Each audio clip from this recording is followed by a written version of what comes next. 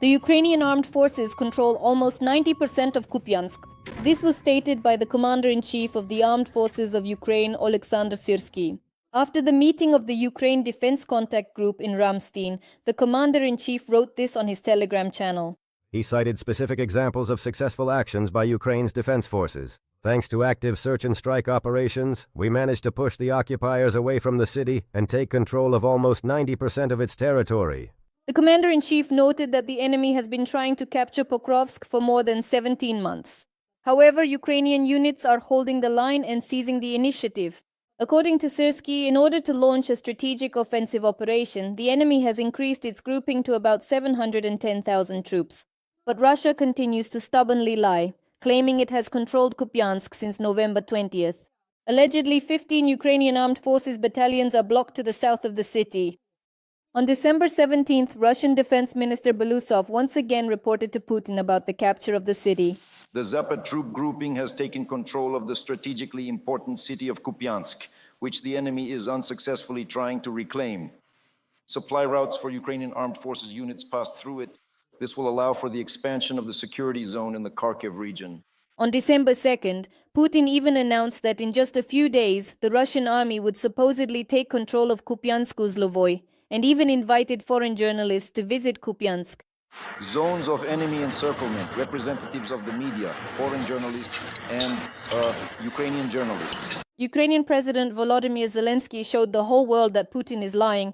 He recorded a video near the city entrance Stele in Kupiansk, Kharkiv region, the capture of which had recently been reported to the Russian dictator. Today, it is extremely important to achieve results on the front so that Ukraine can achieve results in diplomacy. That's exactly how it works. In Russia, the appearance of the Ukrainian president in Kupiansk caused extreme outrage.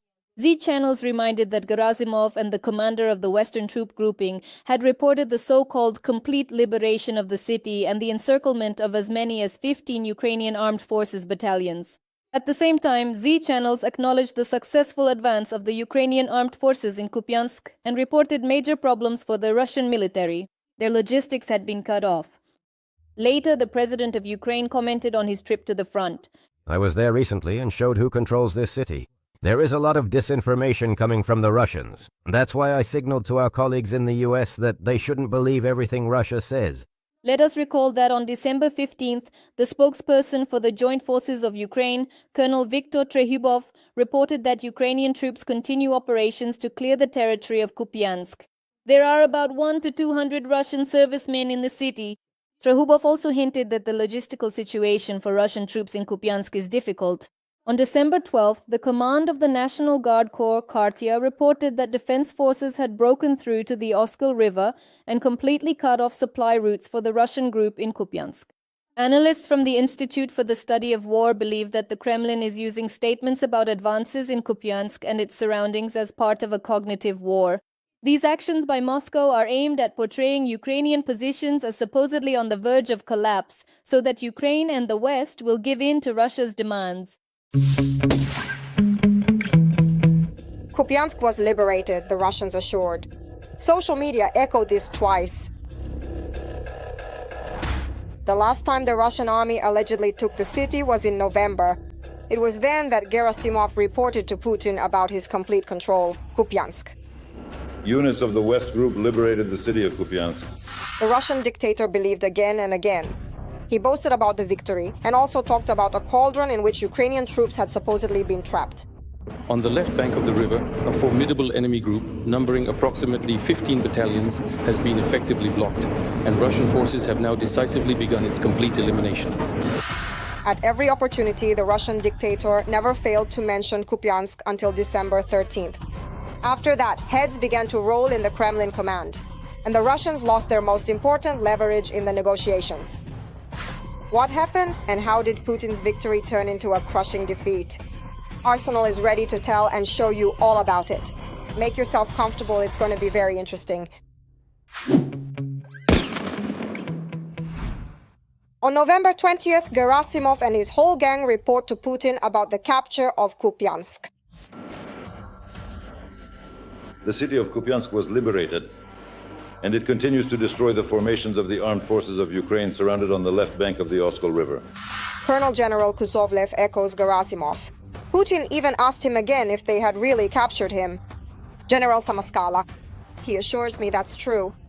In the Kupiansk direction, assault units of the 68th Motorized Rifle Division of the 6th Army have completed the liberation of the city of Kupiansk. So that's it. It's completely finished.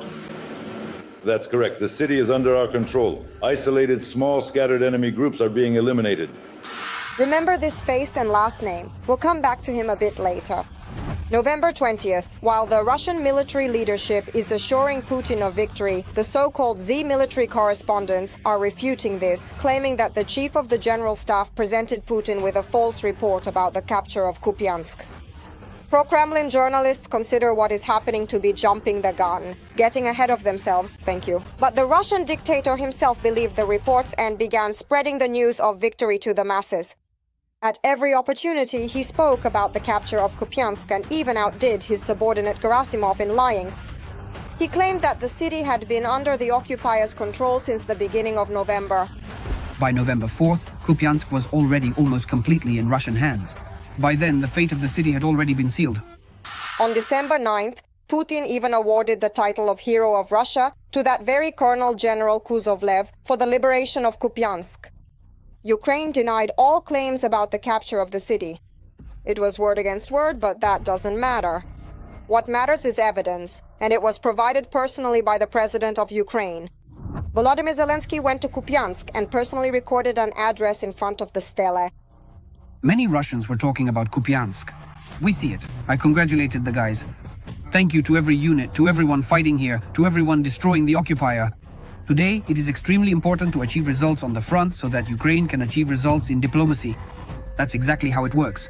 All our strong positions are within the country.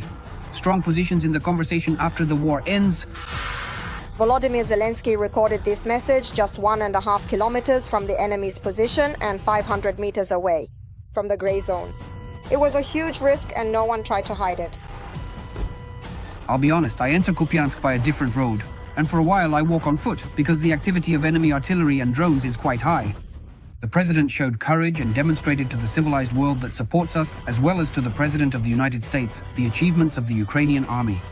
He disproved the lies into which Putin pours millions of dollars. But the risk was worth it. The world learned the truth. The truth was revealed. The Russians started to crumble, and the Ukrainian armed forces launched a counterattack. After that, everything happened at lightning speed, although the operation itself lasted about 6 months. That was exactly how much time was needed to block the Russians, prevent them from infiltrating the city, and clear out their cells in Kupiansk. That part of Kupiansk, which the enemy had spent months, just think months, turning into a concrete stronghold, was liberated in a flash. Right now, the center is being cleared, where the remnants of the Russian occupiers are holed up. And there was a tactical breakthrough, meaning a number of nearby villages were also liberated. These are not just points on a map, these are commanding heights. Now our artillery will be able to strike from there. All this filth that came here. The city is not yet fully under Ukrainian control, but it's only a matter of time. As a result of the operation, the entire northwestern outskirts of Kupiansk have been cleared, and the remaining Russians in the city have been surrounded. The armed forces of Ukraine made a breakthrough at the Oskil River, cutting off the enemy's logistics. The occupiers are also unable to send reinforcements. Paul Kaheles destroyed the infiltration route of Russian troops near Kupiansk. This refers to a pipe through which Russian soldiers were secretly transferring personnel to the northern outskirts of the city.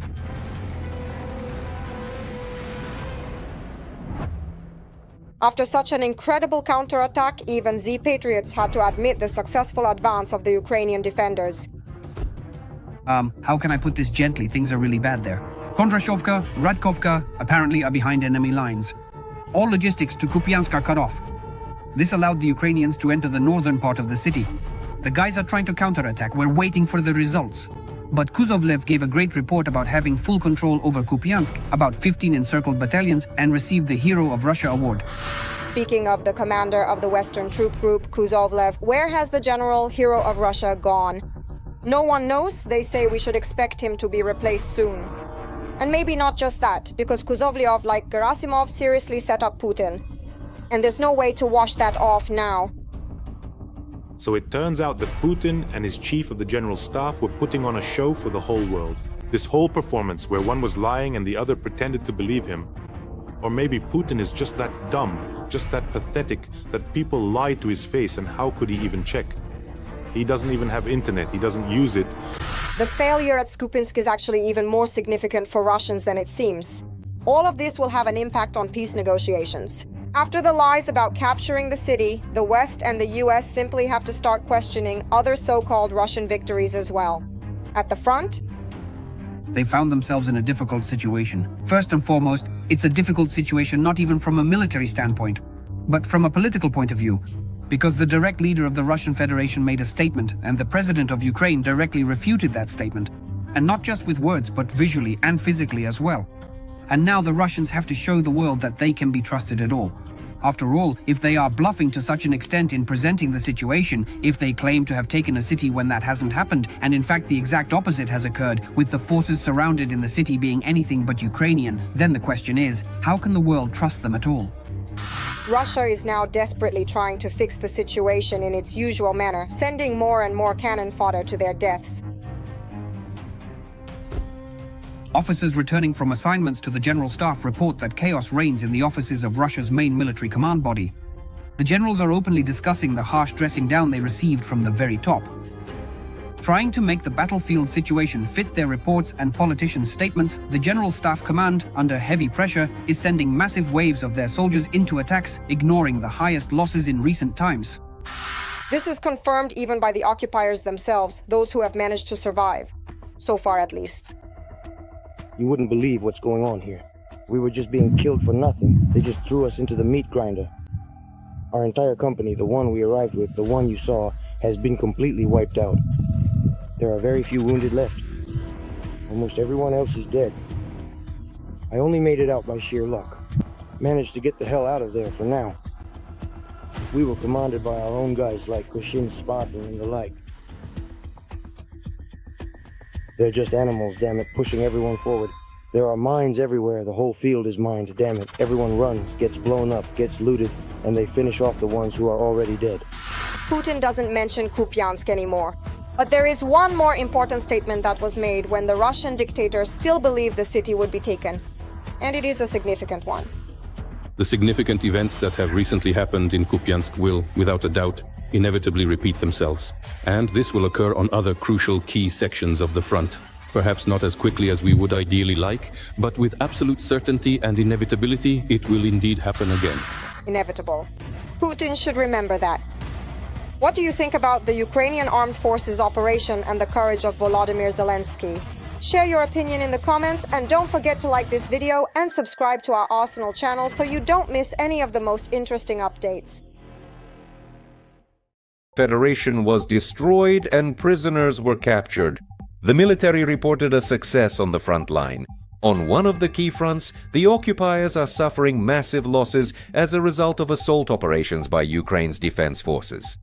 And now, more details in our report. You are watching the Glavared channel. I'm your host, Yevhen Serov. Please like and subscribe to the channel. The 3rd Corps, together with the main intelligence directorate of the Ministry of Defense of Ukraine, is conducting assault operations in the Lyman direction.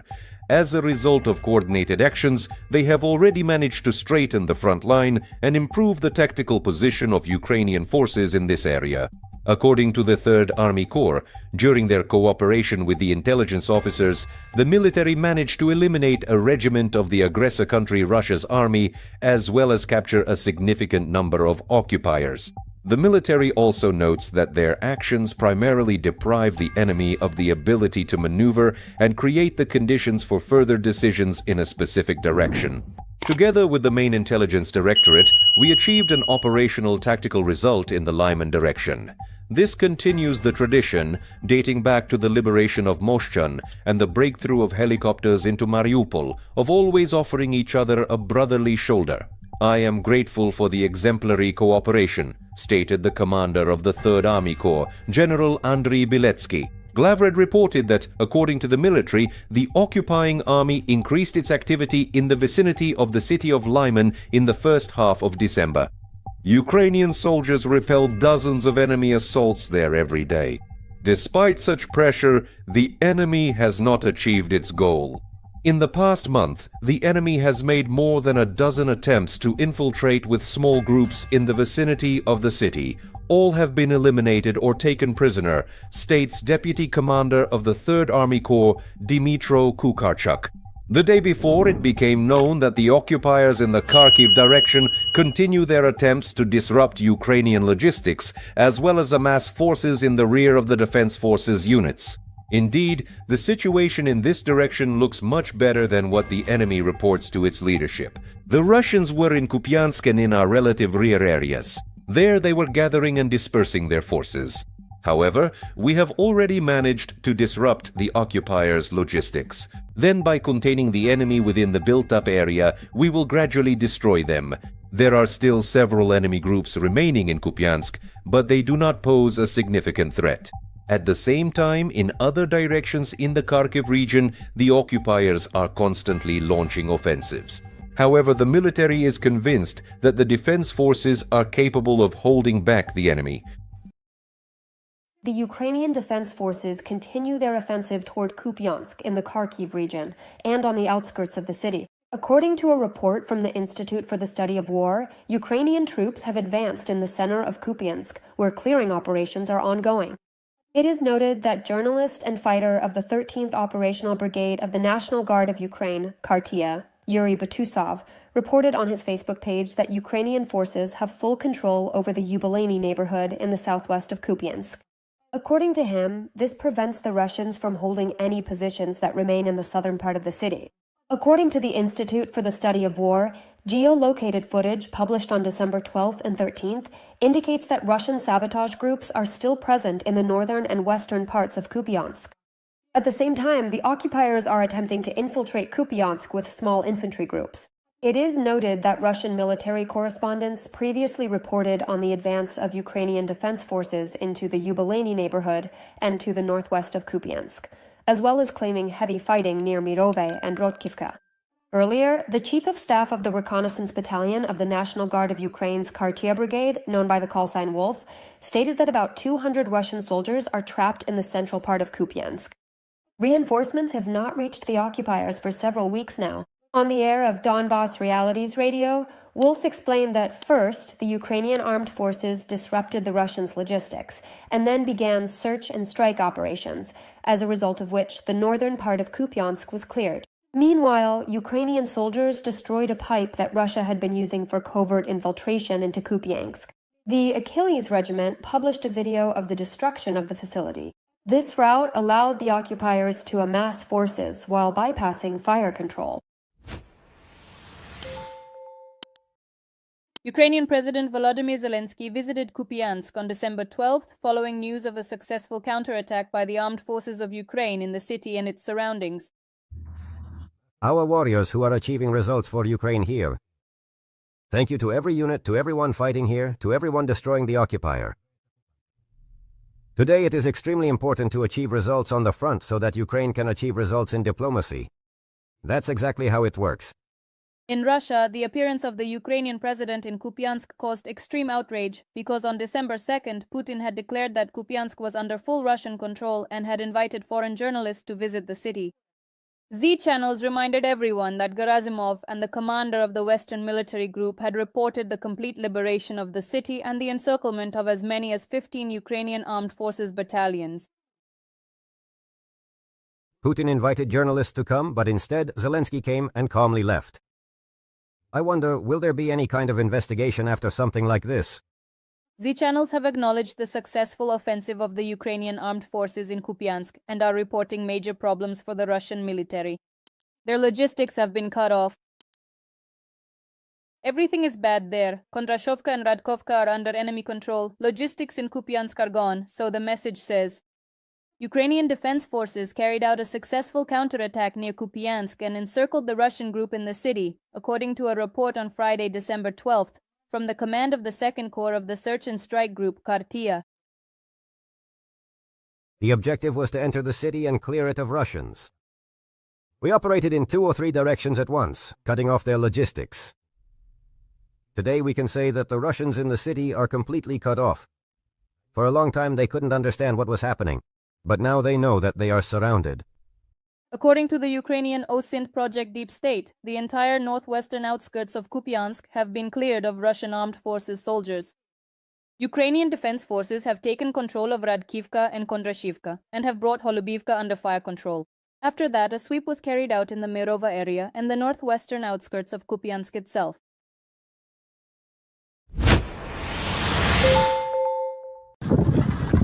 On the night of December 14th, Russian regions were attacked by drones.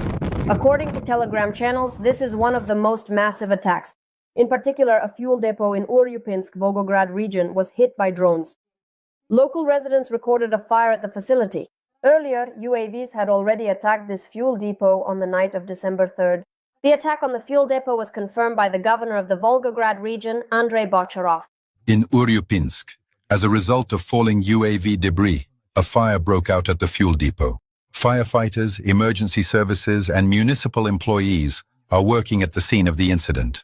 The Slavneft Yanos oil refinery in Yaroslavl was attacked again. This refinery was previously attacked on the night of December 12th. At night, residents of Shcholkino in the Tula region also reported explosions and a fire. There is a chemical plant, Shcholkino Azot, which had already suspended operations in the summer after an attack. The Smolenskaya Gres power plant was also under drone attack. Drones also attacked Russia's Krasnodar region. Local residents reported explosions near the Afipsky oil refinery. Explosions also rang out in temporarily occupied Crimea. On the evening of December 13th, a fire broke out at an oil depot near the power plant in Simferopol. According to the monitoring group Crimean Wind, citing satellite imagery as of the morning of December 14th, an oil depot in the village of Bitumnoye near Simferopol is on fire. In addition, according to Telegram channels, an electrical substation in Jankoy was likely hit. As usual, the Russian Ministry of Defense reported that air defense systems had allegedly intercepted and destroyed 235 UAVs. At the same time, there is no mention in the ministry's report of the Volgograd region, where an oil depot in Uryupinsk was attacked.